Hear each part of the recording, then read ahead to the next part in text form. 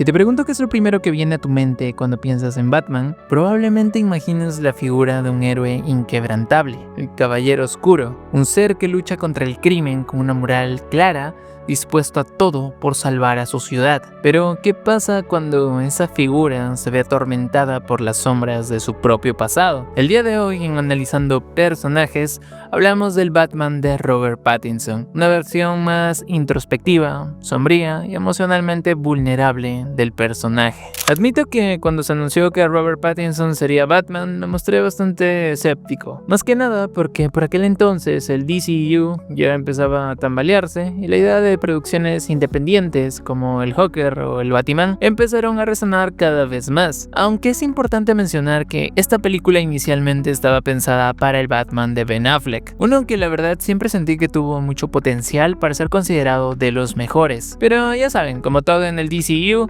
solo se quedó en potencial y nada más. ¿Y qué pasa con The Batman? Pues lo cierto es que cuando se exploran muchas adaptaciones de un mismo personaje, cada vez se hace más complicado el pensar cuál será el aporte que la nueva versión traiga a la conversación. Sin embargo, Matt Reeves en 2022 logró hacer lo que para mí es mi versión favorita del personaje. Aquí el trauma no solo es un recuerdo, es la razón de su existencia, de la existencia del símbolo. Y esto lo vemos desde el inicio de la película, la cual empieza con una narración por parte de Bruce. La música temeraria, el sentimiento de omnipresencia y el miedo como herramienta dejan en claro que lo que busca es ser un animal nocturno que a través de la violencia haga de su ciudad algo mejor. El detalle de esta versión es que las intenciones de Batman no terminan por verse reflejadas, al menos no como él las piensa. En la escena en la que salva a un civil de ser golpeado por vándalos, afirma ser tal cual la venganza, e impone de tal manera que hasta la persona que salvó pide que por favor no le haga daño, lo cual ya nos adelanta sobre los métodos del personaje y cómo ha sufrido una deshumanización a partir de su trauma. Está tan obsesionado con el crimen que prácticamente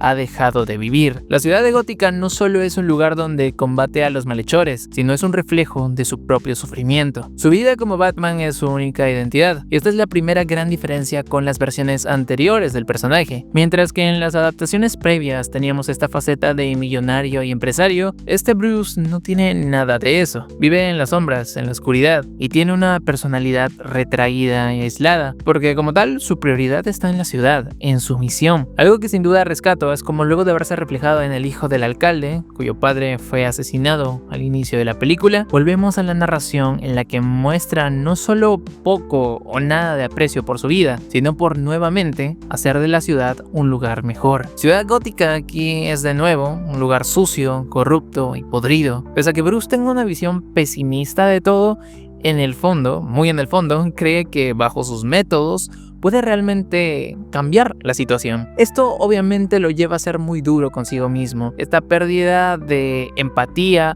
humanidad, no solo se ve en el automartirio y desgaste físico, sino también mental. Todas estas características me encantaron de la versión de Pattinson. Y es que se nota como Matt Reeves se inspiró en el cine de Fincher. Y de más está decir que con el personaje queda de maravilla. Matt Reeves, al igual que David Fincher, en sus obras más emblemáticas sabe cómo construir una atmósfera asfixiante que no solo refleja la oscuridad de los personajes, sino también se convierte en un personaje más dentro de la trama. En películas como Seven o Zodiac, Fincher crea una tensión palpable entre la luz y la sombra, entre lo visible y lo oculto.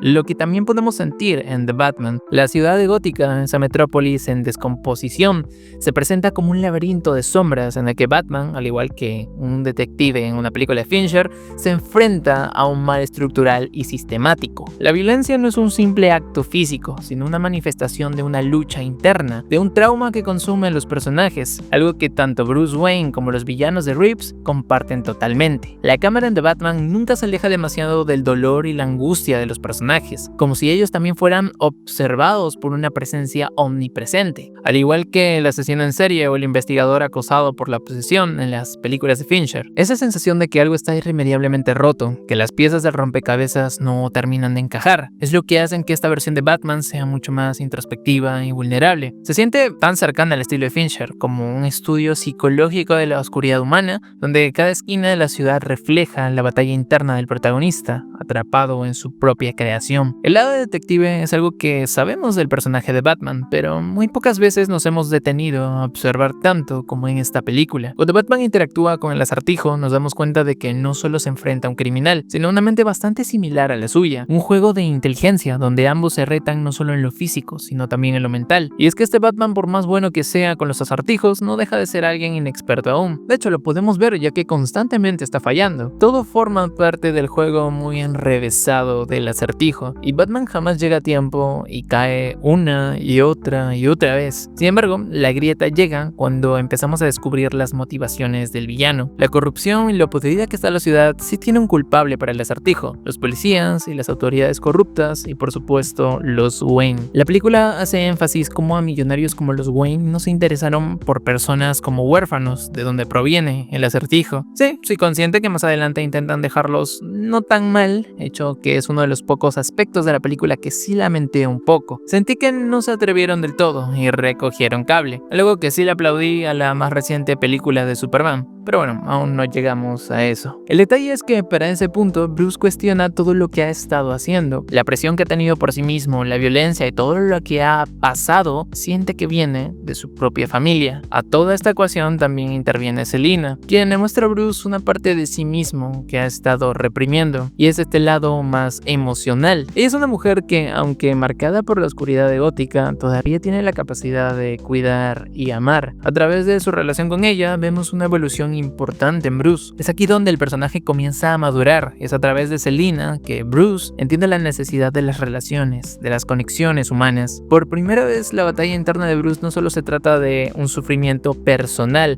sino de cómo su sufrimiento afecta a los demás. Lo interesante de su relación es cómo a través de Selina, Bruce se enfrenta a su propio reflejo. Ambos comparten el mismo dolor y la misma pérdida, pero la forma en la que lo procesa es radicalmente distinta. Mientras que Bruce se ha encerrado en su propio mundo y se ha sumido en su misión de vengar a sus padres, Selina ha encontrado una forma de seguir adelante, aunque con cicatrices bastante visibles. Y es precisamente en este contraste que la relación toma fuerza. Mientras él se enfrenta a su trauma, ella recuerda que incluso en un mundo tan roto como Gótica, aún hay lugar para la esperanza. Otro de los momentos clave para mí de la película es cuando Bruce reconoce cuando Alfred es herido de gravedad, que aún no supera la muerte de sus padres. Se culpa a sí mismo y no puede dejar que algo así ocurra de nuevo. Jamás superó eso, y el miedo que tanto impone hacia los demás en realidad lo consume día a día. El trauma de perder a personas tan cercanas como los padres es el eje de todo. Lo volvió completamente retraído, violento, impulsivo, frío y distante. Marcó una obsesión con tal de eliminar el crimen de una ciudad podrida para que nadie vuelva a pasar por algo así. Pero lo que Bruce entiende es que sus métodos no solo inspiraron a personas como el Acertijo, sino que terminó consumido por el trauma. Esa venganza que tanto profanaba solo está causando caos, y es lo que ocurre en ese tercer acto. El Acertijo falló al creer que Batman era igual que él, que los dos se unirían porque eran iguales, pero no, porque Batman entiende qué es lo que debe hacer. Es en este momento que Bruce por fin se da cuenta de que la lucha no debe basarse en el miedo, sino en la esperanza. Al salvar a esos inocentes, al tomar una decisión de arriesgarse por otros, Batman se convierte en algo más grande que una figura vengativa, se convierte en un símbolo. El símbolo que Gótica necesita, no uno que inspire terror, sino uno que inspire justicia. Esta es la gran transformación en la filosofía de Bruce Wayne, de Batman. Y bueno, la escena del rescate me parece extraordinaria, no solo visualmente, porque toda la película lo es, pero sentimos ese sacrificio de ver esos cables electrocutando a Batman y cómo mediante la bengala empieza a guiarlos a todos, siendo ya no la sombra que aterroriza, sino quien ilumina y guía. Vemos incluso cómo todo termina a inicios de noviembre, haciendo contraste que empezamos en Halloween, con Batman salvando y rescatando tantas vidas como puede. Y uno de los detalles que más me gustó es el contraste en cómo la primera persona que rescata al inicio de la película se aleja de él, pero la última incluso extiende su mano para que no la suelte al ser llevada al helicóptero. Lo que The Batman ofrece va más allá de una simple historia de venganza, es un profundo cuestionamiento sobre el papel de la justicia y sobre el heroísmo. ¿Es Batman el castigo de Gótica o puede ser el símbolo de algo mucho más grande?